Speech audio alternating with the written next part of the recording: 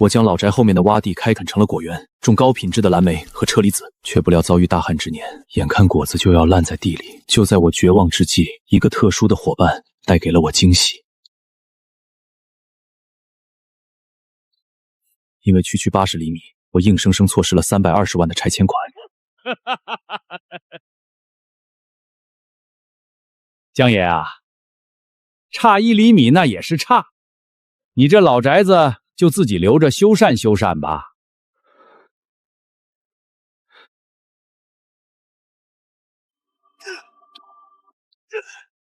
可老天爷似乎铁了心要绝我的路。今年大旱，整整3个月，青山村连一滴雨都没下。江爷，别修了，修也没用，村里的水库快见底了，今天定下来了。为了保证新村居民的日常用水，你这老宅子的水管从今天起掐断。刘建国，你什么意思？没水我怎么办？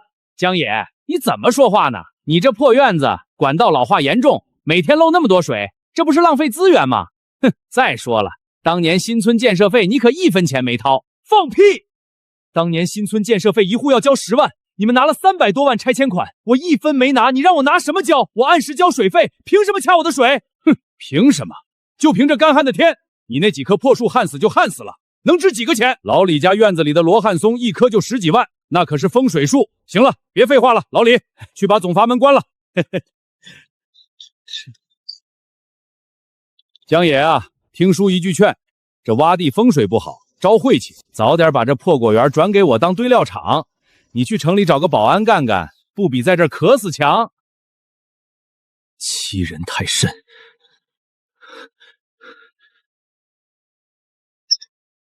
果园里的蓝莓苗如果不浇水，顶多再撑2天，我这3年的心血就彻底打水漂了。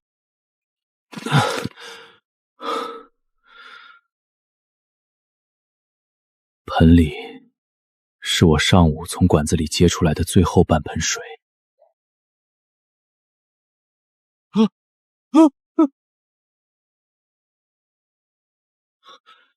那是个什么玩意儿？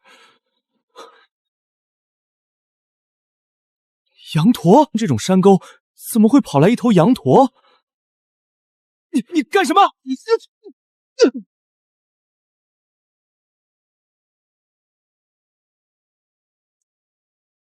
混蛋！今天我非得好好教训教训你！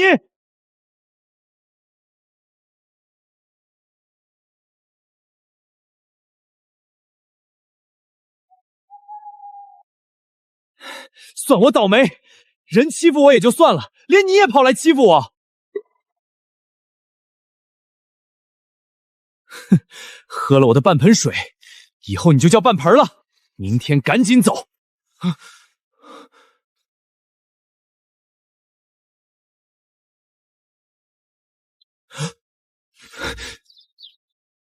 你个吃白食的，喝了我的水还偷我的粮！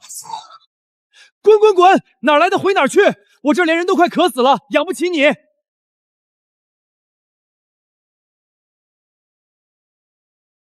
装什么？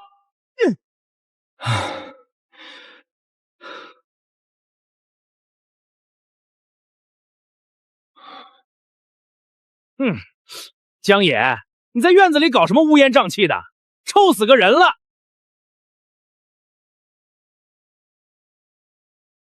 我搞什么碍着你事了？怎么不碍事？我花15万买的罗汉松，今天早上开始掉叶了。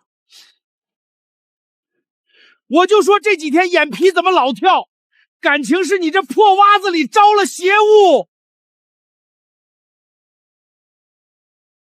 好啊，江野，你这自己活不下去，弄个什么不长毛的怪物回来，难怪咱们村3个月不下雨，就是你这破院子风水太差，把龙王爷都给熏走了。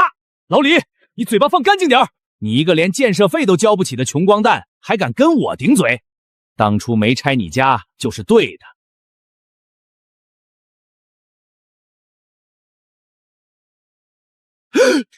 这什么鬼东西？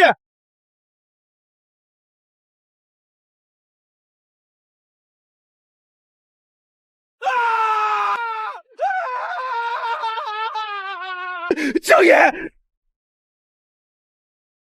你纵容他伤人！你我老子今天非找人把这破院子给铲了！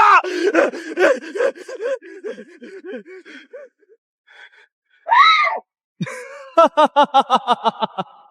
没想到最后替我出这口恶气的，竟然是昨天刚喝光我救命水的流浪兽。行啊你，有种！刚才老李那张脸你看到没？这口痰吐得太准了。老李肯定不会善罢甘休，刘建国肯定会找我的麻烦，但这些我现在都不在乎了。我真正在乎的是果园里那200棵快要渴死的树苗。在这个村里，不争就是等死。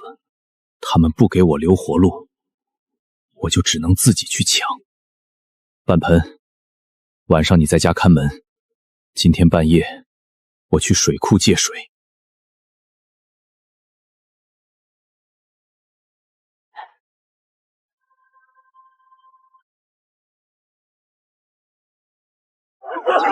别抢！这是我家先占的位置，这水是集体的，谁秒的算谁的。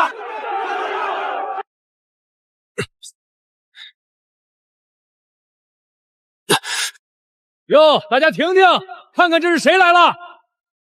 江野，你还要不要脸？刚掐了你的水管，晚上你就跑来偷水？这是集体的水库，我凭什么不能打？我每年按规矩交提列款，这水有我的一份。江野，你那破房子连新村的红线都没进，算哪门子集体？建设费你掏了1分钱吗？就是，他那老专院就是个招灾的洼地，水库底就剩这么点水了，凭什么分给一个连建设费都交不起的外人？听见没？你要是识相，现在拎着你的空桶赶紧滚蛋！你动我一下试试，还敢横？大家伙儿把他挤出去！滚上去！别脏了我们的水！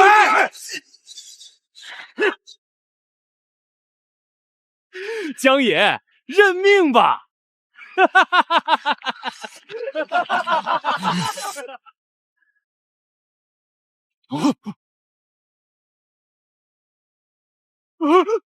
什么东西？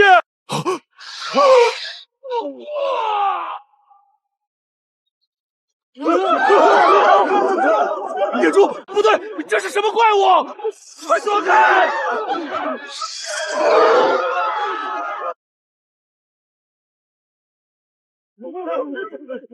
都别动！江野，你居然放野兽咬人，你疯了！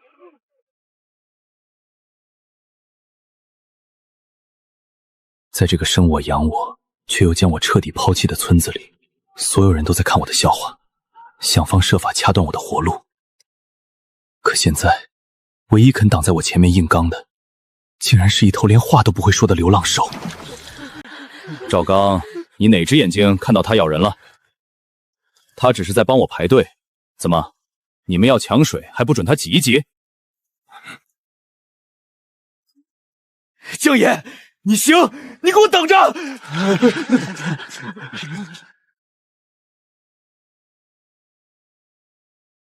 走，半盆，回家。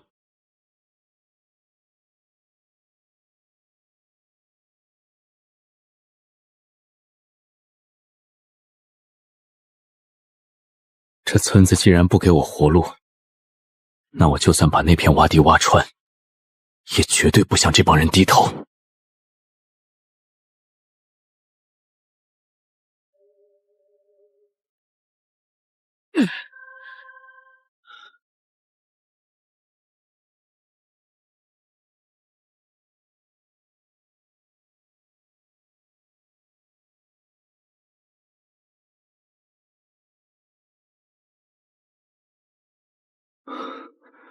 这样下去不是办法。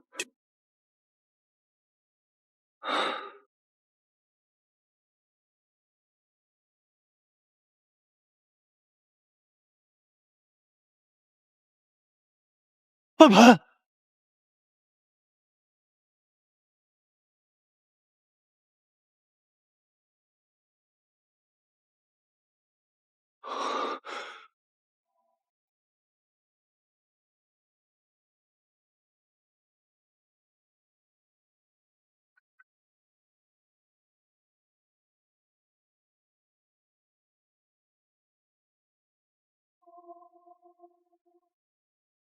疯了！停下，别跑了！你受什么刺激了？知不知道这地有多硬？流了血没水给你洗，感染了你就得死在这儿！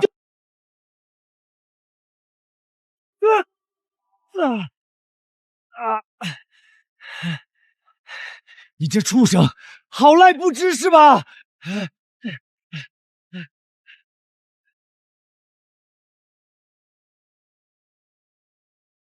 不对劲，这3个月来，青山村连空气都是带着焦糊和尘土味的，吸一口嗓子眼都发干。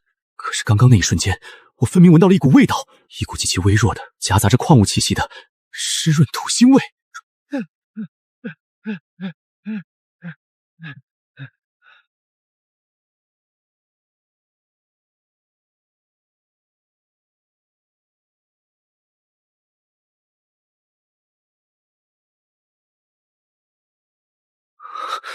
这大半夜不睡觉，宁可把蹄子刨出血，也要死磕这块硬地。不是因为他疯了。纪录片里说，在极其干旱的南美高原和沙漠边缘，某些骆驼科动物为了在极端恶劣的环境中生存，进化出了一种极其恐怖的生物本能。它们的嗅觉神经对地下深层的水汽异常敏感。在漫长的旱季，当水源完全枯竭时，这些动物能凭借本能，在荒野中精准地找到深层地下水脉的节点，并用蹄子刨出水来续命。水脉，地下水。老李他们整天嘲笑我这老专院是个洼地，因为没拿拆迁款填高地基，比他们的新村矮了整整2米多。每次下雨，四周的水都会往我这渗。那如果不是下雨呢？既然这里是整个青山村地势最低的盆地，那地下的岩层走向和深层地下水脉的汇聚点，极有可能就在我这老宅子的正下方。你是不是闻到了？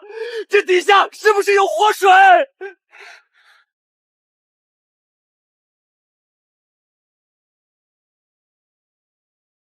就是这里，他的生物本能在这场致命的大旱中，给出了最精准的对的付。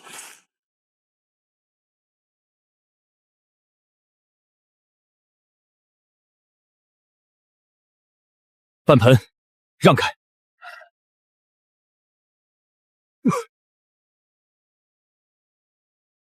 给老子开！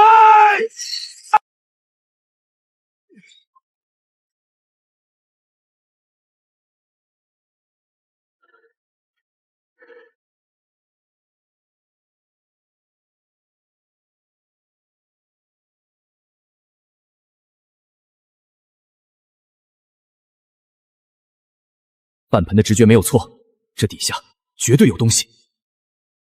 江野，你他娘的大清早做什么妖？拆房子啊！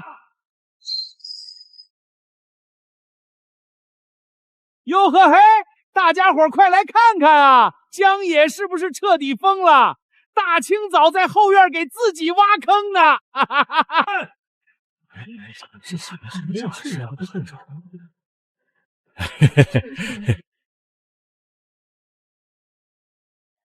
江野，你这搞什么名堂？果树不要了，改当土拨鼠了。我挖我的地，关你们屁事！谁稀罕管你的破事儿？我刚才可是看见了，这坑这头羊驼先刨的吧？江野，你该不会是觉得这底下有水，跟着一头羊驼在这发大水梦吧？哎呀，我的妈呀！江野真是想水想疯了。这洼地里要是能挖出水，我赵刚今天把手里这碗绿豆汤连碗一块吞下去。他这就是嫉妒咱们拿了320万，急出精神病了。大家离远点，小心一会儿发病咬人。笑吧，等老子挖出水来，你们哭的时候。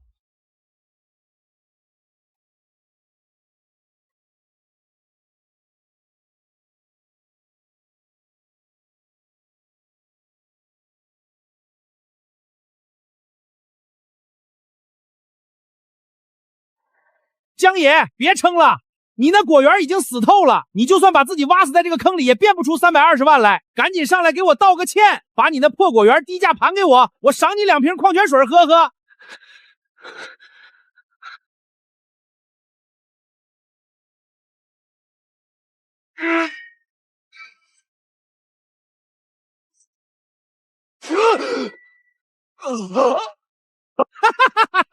不行了吧？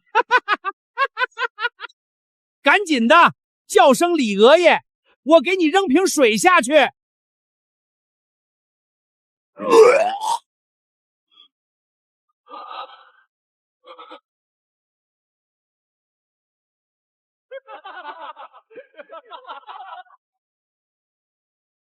他在保护我，在这个全村人都看我笑话的地方，一头羊驼在用命陪我赌。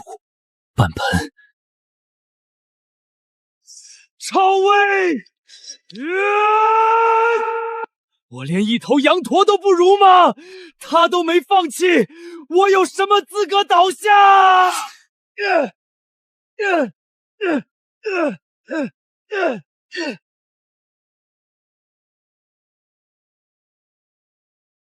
疯了，真的疯了！一个人和一头羊驼，全都是疯子！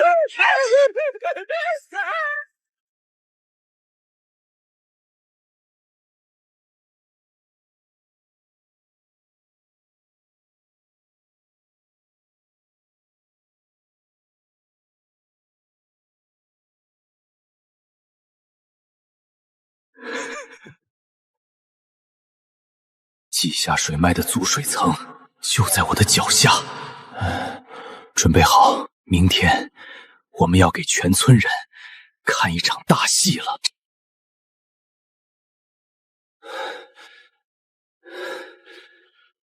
这是我开挖的第3天上午，坑的深度已经被我硬生生挖到了4米。底下虽然越来越潮湿，甚至能捏出泥水，但却始终没有见到底下喷涌的活泉。我知道我们已经到了极限，但足水层的那层岩壁比我想象的还要厚。江野，你给我滚上来！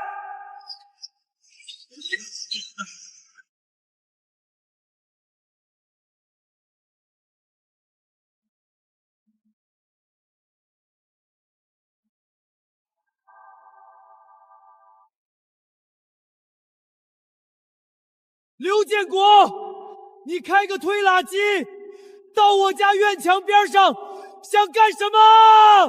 干什么？我还要问你想干什么？江野，你是不是真把自己当龙王爷了？别跟他废话了，支书，这小子就是个神经病。这坑今天必须填了，防患于未然，绝不能让他破坏我们新村的安全。填，出了事儿，村里兜着。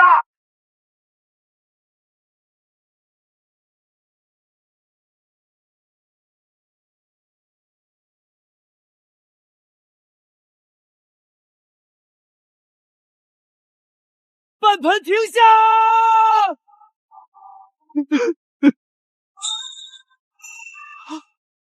不是湿泥，不是水汽，是真真正正的透明的水。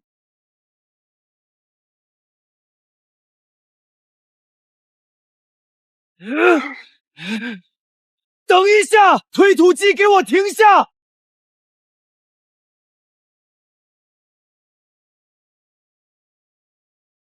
都给我看清楚！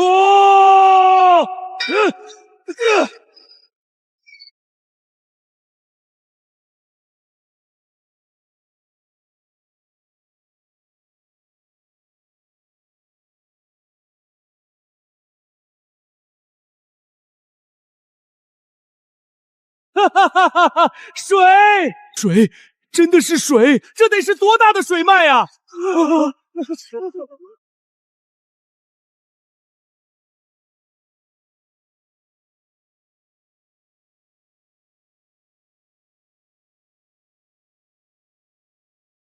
半盆，喝够了没？喝够了，咱们上去了。这水涨得太快了。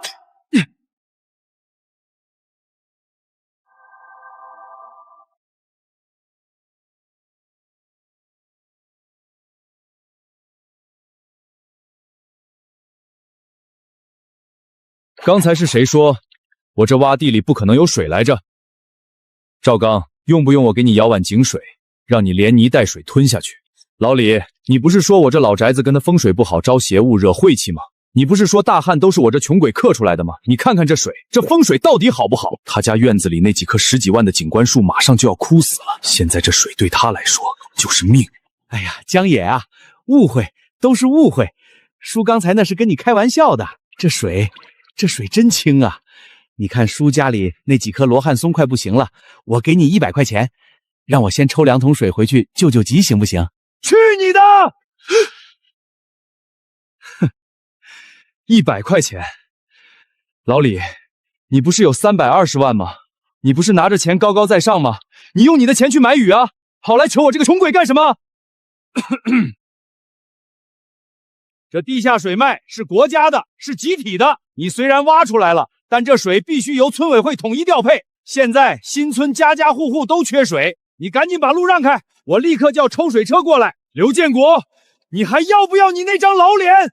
你带着推土机要活淹我的时候，说这坑是我私自深挖，现在看到水了，就成集体的了。我告诉你们，这块地是我的宅基地，这水是我江野用命带着这头畜生一镐一镐刨出来的。当初差80厘米，你们用规矩把我踢出局，1分钱不给我。现在我想挖坑就挖坑，我想出水就出水，这水谁也别想白拿一滴。半盆，过来。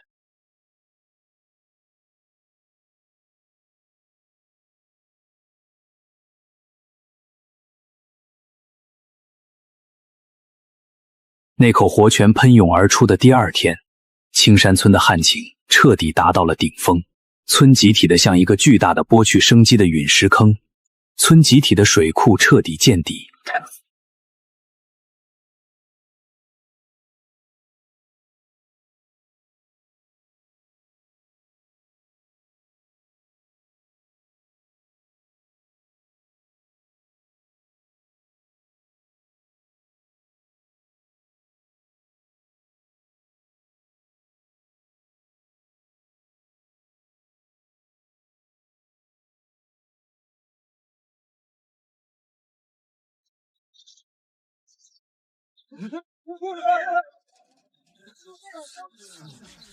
哎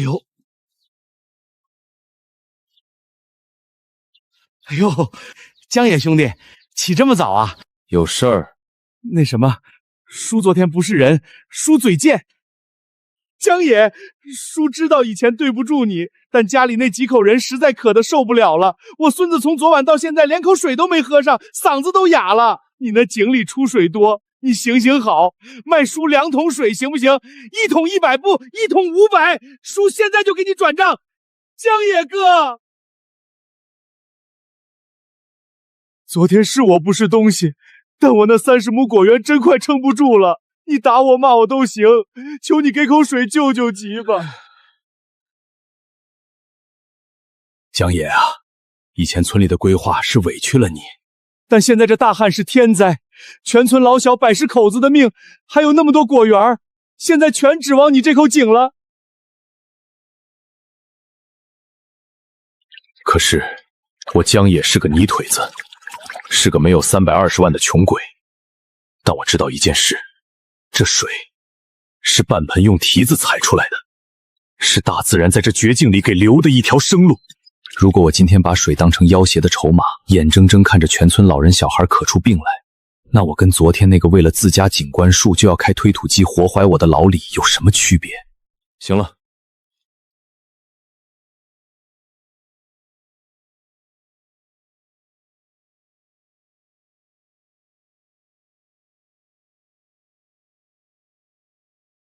接水吧。江野，你肯把水给我500一桶是吧？我马上转。我不要你的钱，我江野穷，但我没穷到一点良心都没有。你们记住了，你们用红线把我踢出局，那是你们的规矩。今天我在这洼地挖出水，这水是大自然给，水我免费供，人喝的、树浇的，只要我这口井没干，大家就都有救。但我只希望你们以后喝水的时候，别忘了这口活命的泉眼。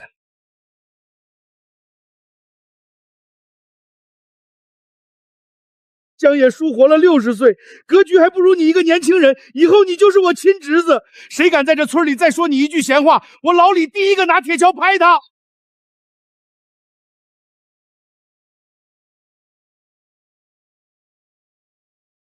江野哥，什么都不说了，以后有用得着地的地方，你往死里使唤。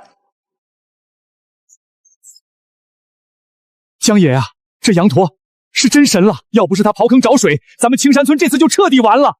他哪里是什么晦气，他简直是咱们全村的救命恩人，是咱们村的守护神啊！从偷水贼到守护神，范盆用他的本能用救了一桶水，收服了人心。这场关于水和生存的战斗，我终于彻底翻盘了。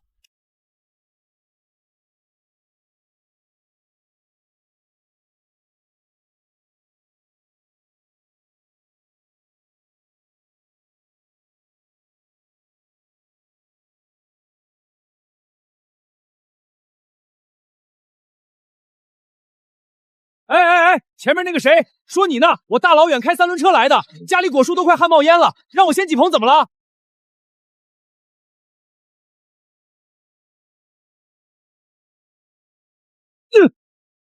哎，哪来的大毛驴？去，一边待着去！别，半盆哥脚下留情，嘴下留情啊！我这就让他滚到最后面去排队。哥，你打我干什么？他不就是一头……闭嘴！这是咱们全村的救命恩人，是咱们的守护神。在江野兄弟这院子里，半盆的话就是规矩，每人每次只能打2桶，排队，敢插队，信不信老子叫全村人把你轰出去？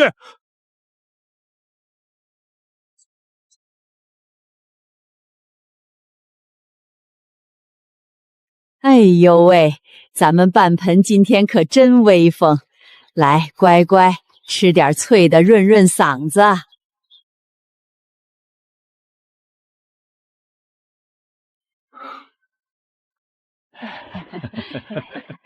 来吧。行啊，老李，这待遇都快赶上台上皇了。江野啊，你那200棵蓝莓苗我看过了，不仅活了，那长势简直齐了。这井水不一般啊，是挺甜的。何止是甜，昨天我大侄子从城里回来，顺手接了一瓶去市里的水质检测中心化验。江野，你猜怎么着？化验出什么了？这水里的偏乙酸和湿含量远远超过了国家顶级天然矿泉水的标准，这是罕见的深层软水金矿啊！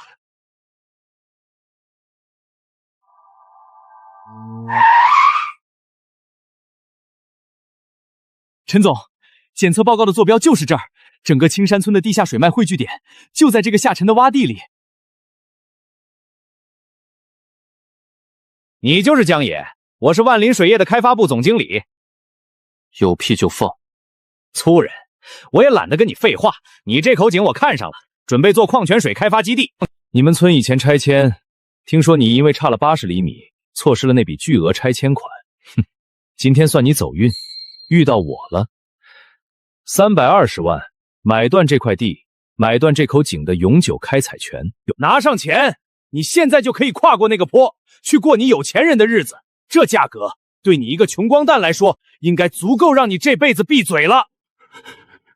320万，正是2年前我错失的那笔拆迁巨款。现在，这笔钱完完整的摆在了我的面前，只要我点点头，我失去的尊严、财富，全都会回来。但是，只要我签了字，整个青山村赖以生存的最后救命水将被彻底切断。签吧，江野，拿着钱离开这个满是泥巴的破地方。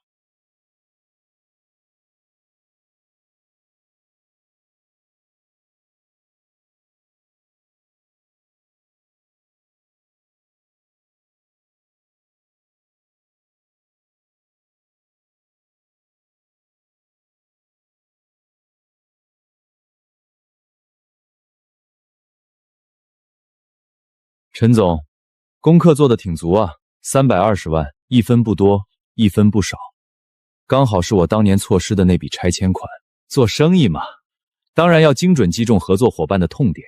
江爷，我是个实在人，这破洼地你留着也就是种几棵破树，一年能挣几个钱？签了字，拿着钱去城里买套大平层，换辆好车，找个漂亮媳妇儿，这不比你在这泥坑里当个土老道强10000倍？这上面写着，连同那头羊驼一起打包买断，什么意思？哼，哦，你是说这头畜生啊？我们营销部调查过了，说你这口井是这头羊驼刨出来的，这可是个绝佳的营销噱头，神奇找水兽的天然馈赠。这广告词我都想好了，等开发基地建好，我们会在厂房大门口用钢化玻璃建个展览笼子，把它关进去当个活体吉祥物，游客来参观矿泉水厂还能买点门票喂喂它。畜生嘛，就得把它的商业价值榨干。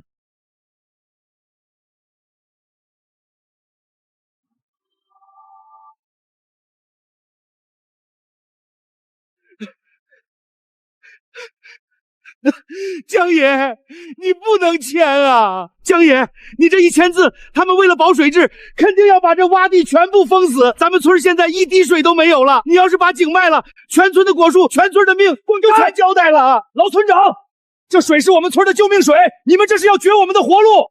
你搞清楚状况好不好？这是江先生的私人宅基地，这口井是他自己挖的，私人财产，合法买卖，跟你们村有个屁的关系！没水喝，去镇上超市买瓶装水啊！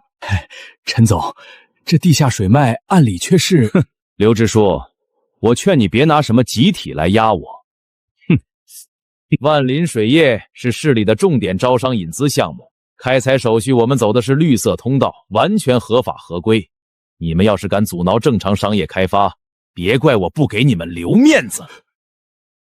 江爷，他们以前怎么踩你的，你别以为我不知道。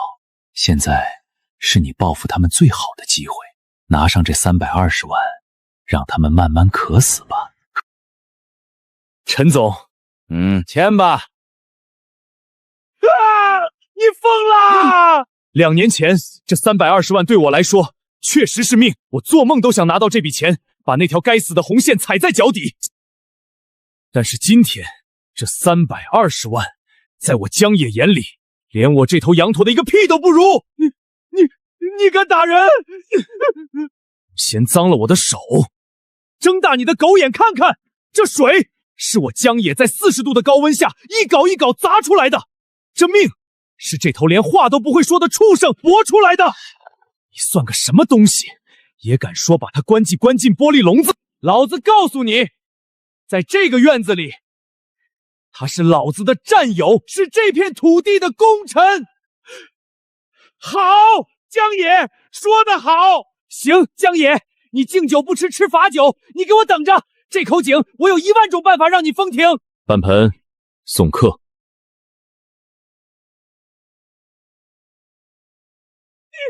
这怪物想干什么？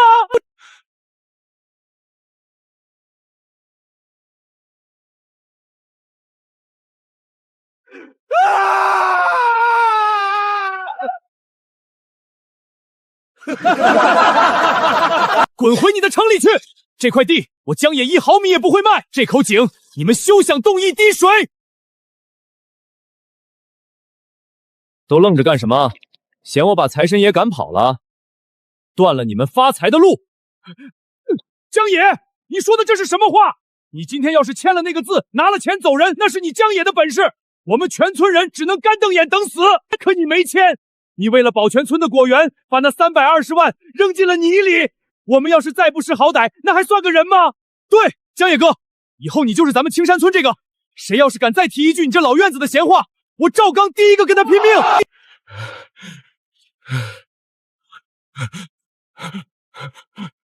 江野，树一条老命，还有院子里的那几棵树，今天全是捡回来的。你发话吧，以后这青山村你指哪儿，咱们就打哪儿。行，既然你们认我这个理，那我就把丑话说在前面。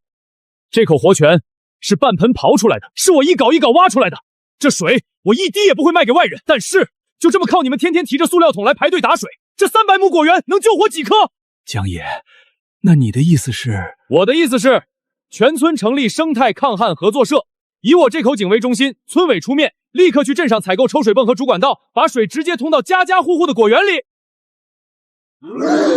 但是大漫灌的时代过去了，这水是救命的，所有接入合作社的果园必须是铺设滴灌带，谁要是敢浪费一滴水，我江野立刻掐断他的阀门。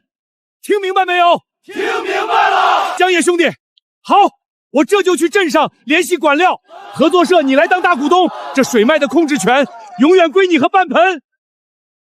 你不仅救了村子，你还救了咱们村的魂啊！刘支书，干事就得雷厉风行，趁着今天人都在，咱们先把第一件事干了。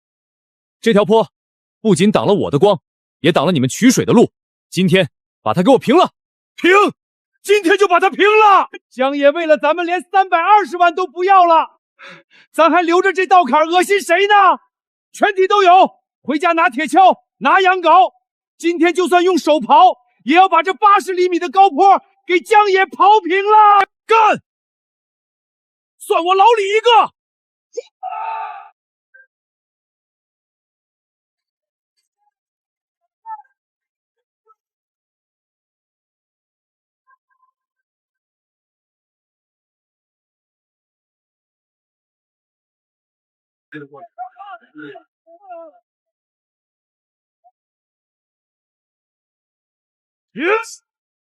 好，半盆哥威武！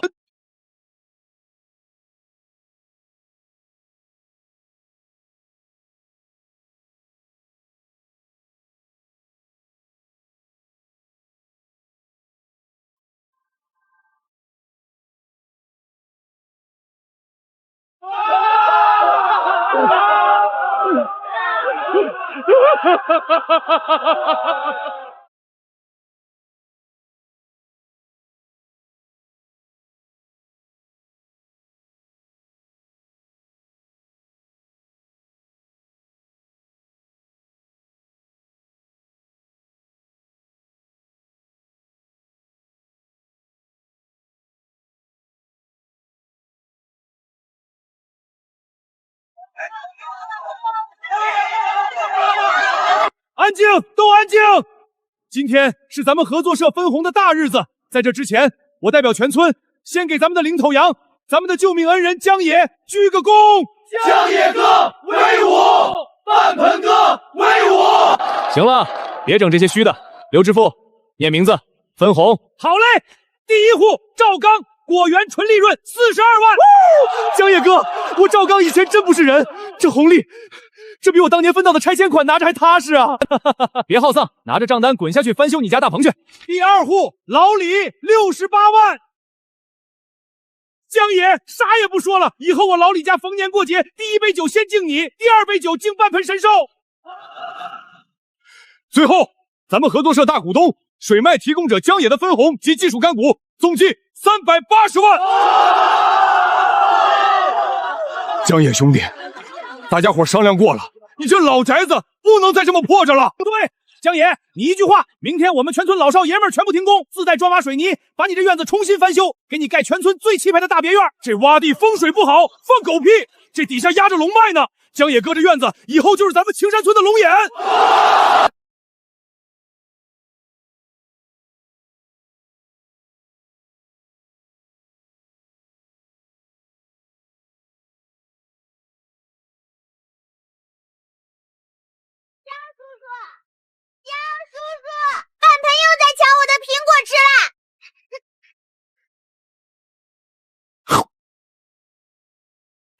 这含糊，曾经那80厘米的落差带来的算计、贪婪和冷漠，被大自然用一场残酷的旱灾彻底碾碎，又被我们用一镐一镐刨出来的活泉彻底填平。